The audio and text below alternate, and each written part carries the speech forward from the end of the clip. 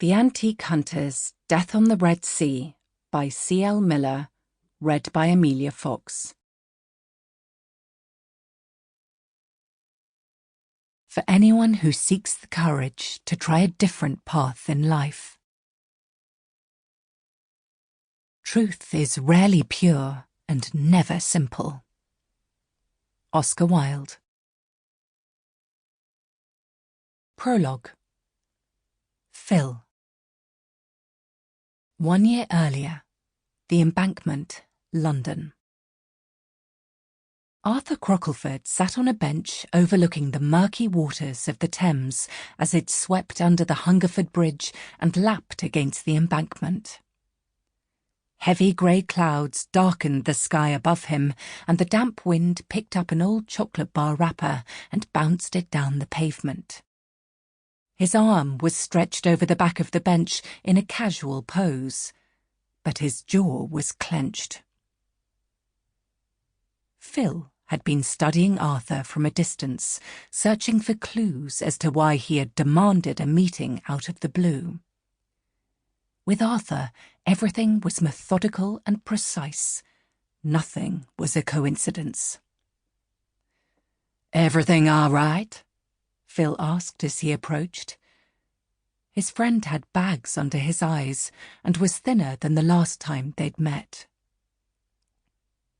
Arthur pulled his arm back and tugged nervously at his cuff while he scanned a group of tourists who had stopped to take a photo overlooking the river.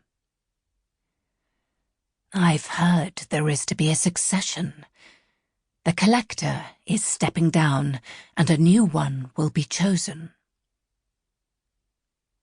The collector? Phil froze. The last time he had heard the name was at a meeting with Interpol 5 months before.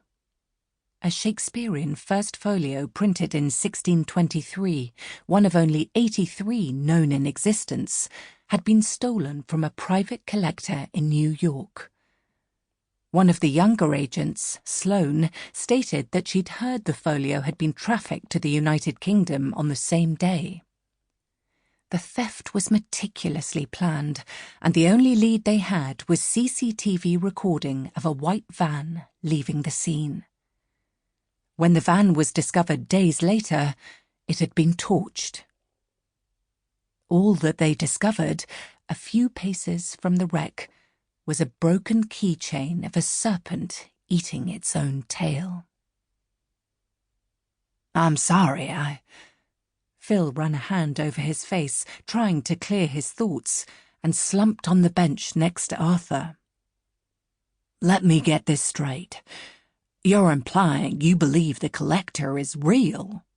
Like, one man is responsible for all those million-dollar thefts spanning hundreds of years?" He shook his head and searched Arthur's face for answers. "Most believe that he's a myth, a legend of the black market."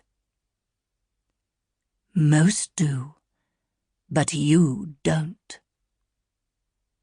Arthur gave Phil a knowing look. Phil ignored the statement. He wasn't going to discuss his old partner, Ed, the folder tucked away at the bottom of Ed's desk drawer, or his decades-old theories. Theories that had always been laughed off. "Keep talking." "Straight to the point, as always." When Phil glared at him, Arthur sighed. "Very well. Remember the Ming Dynasty vase stolen from a Greek museum back in 2001? The one I was employed to track down?" Phil blinked slowly. How could he have forgotten?